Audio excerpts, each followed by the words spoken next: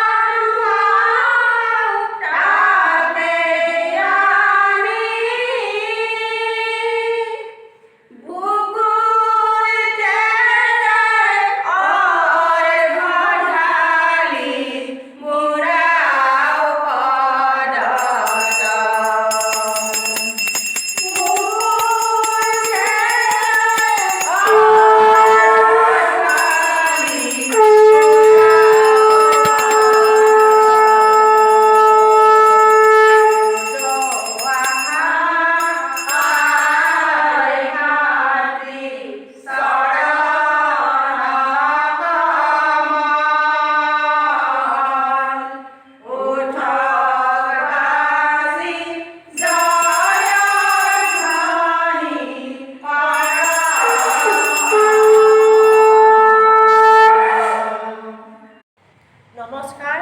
আজি ফ্লৰেন্স নাইটিংগেলৰ বিষয়ে মই দুই আষাৰ ক'বলৈ ওলাইছোঁ।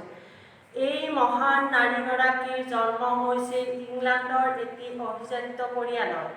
তেওঁ ইচ্ছা কৰিলে বহুত লাভ-বিলাসত থাকিব পাৰিলেহেঁতেন, কিন্তু তেওঁ মানুহৰ সেৱাৰ বাহিৰে আন কোনো কামতে আগ্ৰহী নাছিল। সেইকাৰণে তেওঁ ধাত্ৰীৰ বিদ্যা শিকিবলৈ জাৰ্মানলৈও গৈছিল, পেৰিছলৈও গৈছিল। নাইটিংগেলৰ মন পাৰ্থিৱ জগতৰ পৰা আঁতৰি এক গভীৰ সিদ্ধান্ত লৈছিল যে তেওঁ মানুহৰ বাবে জন্ম হৈছে আৰু মানৱ সেৱাৰে তেওঁ জীৱন উৎসৰ্গা কৰিব। বিভিন্নজনে গীতেৰে সুৰেৰেও আই মাতৃক স্মৰণ কৰা শুনিবলৈ পোৱা যায়।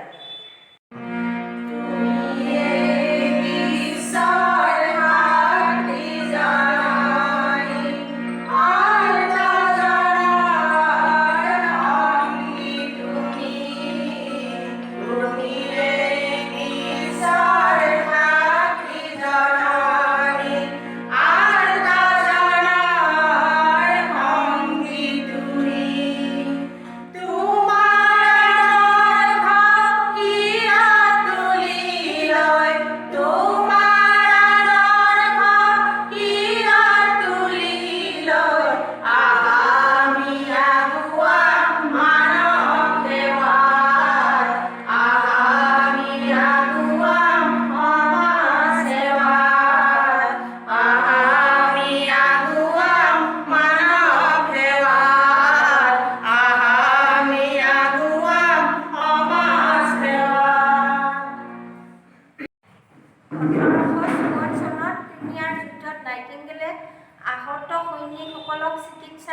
আগবঢ়াইছিল।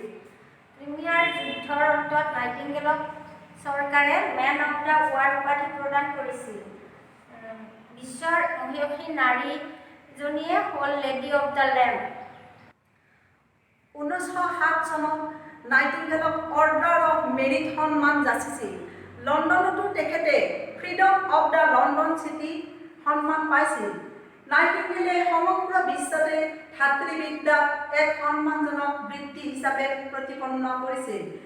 আই নাইটিংগেলৰ বিষয়ে কৈ শেষ কৰিব নোৱাৰি।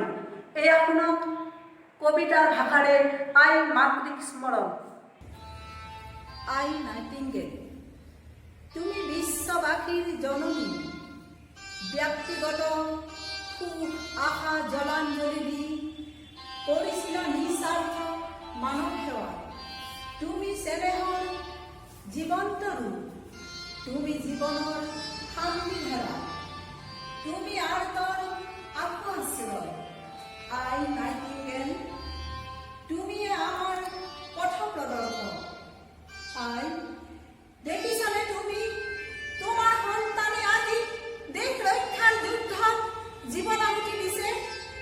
যুদ্ধৰ কবচ পিন্ধি নিৰ্ভীকতাৰে আগুৱাই গৈছে। পৰিয়াল আত্মীয় সকলো এৰি ব্যক্তিগত স্বাৰ্থ পৰিহাৰ কৰি ওলাই আহিছে মাথো বিশ্ববাসীক সেৱা কৰিম বুলি। আই, আশীৰ্বাদ কৰিব পাৰোঁ যেন বিশ্ব বিজয়ী। হে মাতৃ, হাতে হাতে বন্তি জ্বলাই গাইছো আজি তোমাৰ জয়গান। যাচিছো তোমাক শত সহস্ৰ প্ৰণাম।